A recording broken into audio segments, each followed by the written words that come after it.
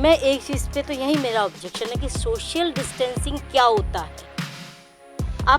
हम सोशलाइज हैं और हम लोगों को सोशल डिस्टेंसिंग नहीं करनी है, फिजिकल डिस्टेंसिंग हमको मेंटेन करनी है। स्कूल में जितने टीचर्स हैं, संचालक हैं, जो दूसरे क्या इसको सिर्फ व्यापारिक केंद्र समझ रखा है। आपकी फ्रिक्वेंसी नहीं वहाँ पहुँच रही है, लाइट बहुत ज़्यादा प्रॉब्लम्स हैं, तो वहाँ पर बच्चों को कैसे पढ़ाया जाए, इस पर चिंतन मनन करने की ज़रूरत है। देश के शिक्षा मंत्री रमेश पोखरियाल निशंक उत्तराखंड से हैं और उत्तराखंड को शिक्षा की राजधानी कहा जाता है। देश के बड़े बड़े नामचीन विद्यालय, स्कूल और पीजी कॉलेज यहाँ हैं, लेकिन इस वक्त सब कंफ्यूज हैं। खुद मंत्रालय कंफ्यूज है, पेरेंट्स कंफ्यूज है और बच्चे भी इंतज़ार कर रहे हैं कि आखिर जब मॉल खुल गए, मंदिर मस्जिद खुल गए तो स्कूल कब खुलेगा। उत्तराखंड का बाल आयोग अब इसमें आगे आया है और उन्होंने कई सुझाव दिल्ली में केंद्रीय मंत्रालय को भेजा है। आयोग की चेयरमैन उषा नेगी जी, आपने कई सुझाव केंद्रीय मंत्रालय को भेजा है, होम मिनिस्ट्री को भी भेजा है, पीएमओ को भेजा है।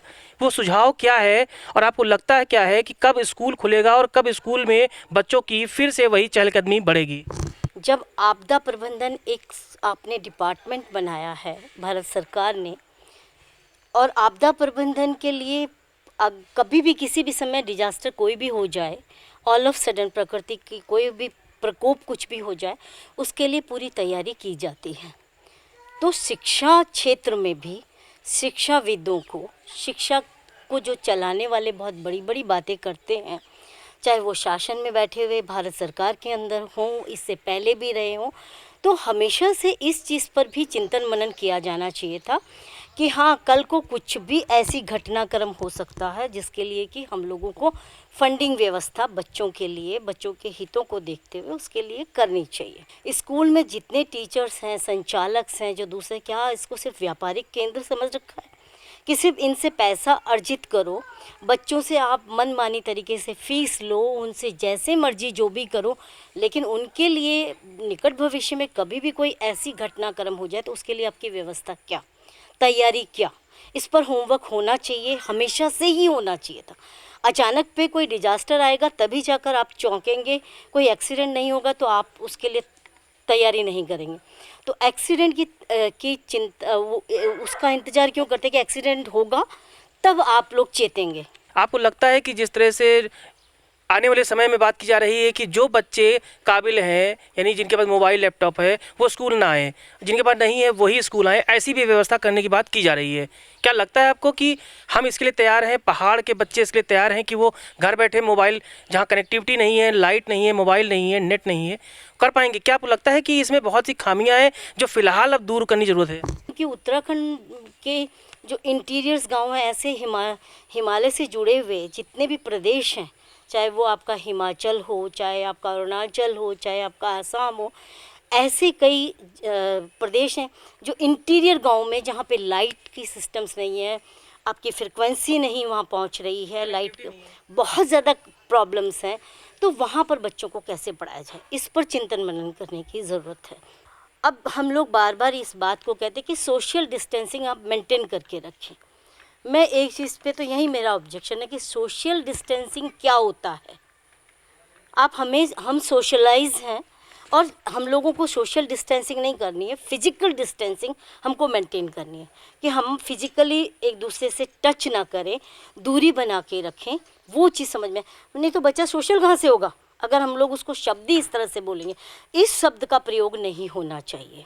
अच्छा, उत्तराखंड बाल आयोग की बात करें तो बच्चे इस वक्त क्या सोच रहे हैं, उनके जहन में क्या है, आपको क्या लगता है? क्योंकि आप बच्चों से भी मिलती हैं, पेरेंट्स भी मिलती हैं, काउंसलिंग भी आपने बहुत से लोगों की है, क्योंकि उत्तराखंड में एक बड़ी समस्या बच्चों की ड्रग्स से भी जुड़ी हुई है, क्राइम से भी जुड़ी हुई है। कई मामले आपने खुद जो है संज्ञान में सरकार के लाए हैं, क्राइम, चाइल्ड से जुड़े हुए क्राइम और पहाड़ के बच्चों के बीच में इस वक्त कैसा सामंजस्य, तालमेल बिठाने की ज़रूरत है पेरेंट्स को, आयोग को, सरकार को? ड्रग्स भी जो बाहर से आए हुए बच्चे हैं, जो यहाँ पे हॉस्टल में हैं, उन लोगों को ही मोस्टली इसका शिकार बनाया जाता है, या फिर झुग्गी झोंपड़ी में जो लोग रह रहे हैं, ये लोग ऐसे लोगों को शिकार बनाते हैं। क्योंकि और जो बेच भी रहे हैं उनको भी कहीं ना कहीं कोई बहुत बड़ा माफिया है जो सप्लाई कर रहा है। तो ये सारी चीज़ों पे हम लोगों ने भी फोकस किया कि किसी तरह से बच्चे इससे बचें, दूर रहें। तो उसके लिए परिवार को अभी, क्योंकि आपको मौका मिला है, बच्चे को लगभग बाहर जाने का कम मौका मिल रहा है, तो इस समय आप अपने बच्चे की काउंसलिंग बेहतर कर सकते हैं, उसके एक अच्छे दोस्त के रूप में उसको सहयोग कर सकते हैं, उससे पूछ सकते हैं वो किन लोगों के बीच में बैठता है, उसकी लाइफ में क्या चल रहा है वो, क्योंकि कहीं ना कहीं कोई भी चीज़ें अगर आप किसी गलत रास्तों पे जाते हैं तो कहीं ना कहीं उसका मूल कारण होता है मानसिक रूप से अशांति। आखिर में मैं एक सवाल करूंगा राज्य सरकार से जुड़ा हुआ। आपने केंद्र को चिट्ठी लिखी, आपने गृह मंत्री को चिट्ठी लिखी, शिक्षा मंत्री को लिखी, प्रदेश के मुख्यमंत्री और शिक्षा मंत्री से आपका तालमेल कैसा चल रहा है? आपने कुछ सुझाव दिया भी है या नहीं? हमने अपनी एडवाइजरी जो है माननीय मुख्यमंत्री जी को भी भेजी है, और माननीय मुख्यमंत्री जी के साथ में बहुत अच्छा बाल आयोग का सहयोग रहा है, और बाल आयोग को उन्होंने हमेशा सहयोग किया है, ऐसी बात नहीं है, क्योंकि सेंसिटिव इशू पे वो खुद भी सेंसिटिव हैं।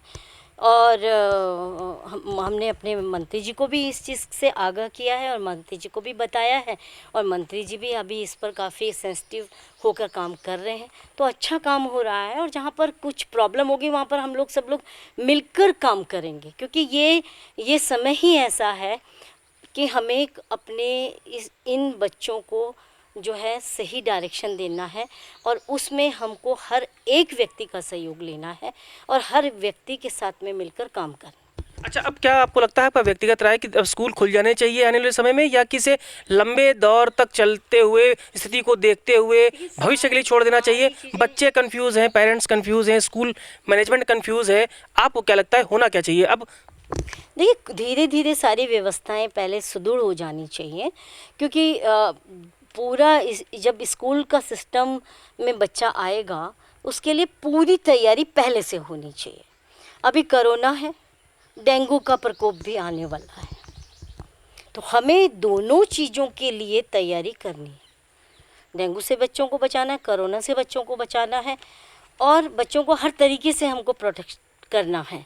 तो उसके लिए सारे स्कूल्स, चाहे वो गवर्नमेंट स्कूल हो चाहे वो निजी स्कूल हो, सबको अपने स्कूल की व्यवस्था को पहले सुदृढ़ कर लेना चाहिए, उसके लिए पूरी तैयारी कर लेनी चाहिए, तभी जाकर हम बच्चों को, क्योंकि एक बच्चा अगर इससे ग्रसित हुआ तो आपके हजारों बच्चों को इफेक्ट हो जाए। बहुत शुक्रिया आपका हमसे बात करने के लिए। ये थी उषा नेगी, चेयरमैन है उत्तराखंड बाल आयोग की, जिन्होंने केंद्र सरकार को, गृह मंत्री को और खुद पीएमओ को कई एडवाइजरी ऐसी दी है, सलाह दी है, जो भविष्य में अगर मानी गई तो देश भर के बच्चों के लिए फ़ायदेमंद होगी। इन्होंने ये भी कहा कि उत्तराखंड में शिक्षा मंत्री और मुख्यमंत्री से बेहतर तालमेल है और उनको भी कई सुझाव दिए हैं। स्कूल खुलने के नाम पर भी उन्होंने ये कहा कि आने वाले हालात को देखते हुए फैसला लेने की ज़रूरत है। जल्दबाजी में अगर फैसला किया और किसी एक बच्चे को, भगवान ना करे, कोरोना हुआ तो बड़ी आपदा आ सकती है। हम भी उम्मीद करते हैं कि केंद्र सरकार उत्तराखंड बाल आयोग के इस सलाह को मानेगी और उस पर आगे बढ़ेगी। कैमरामैन इमरान के संग आशीष तिवारी, जय भीम टीवी, देहरादून।